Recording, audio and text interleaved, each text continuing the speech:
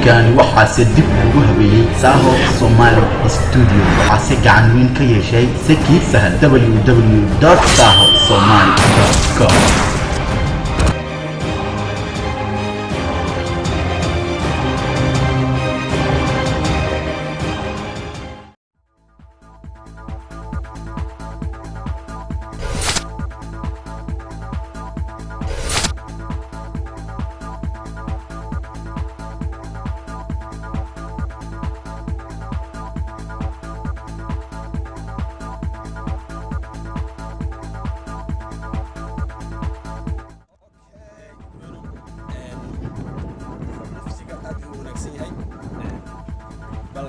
كورن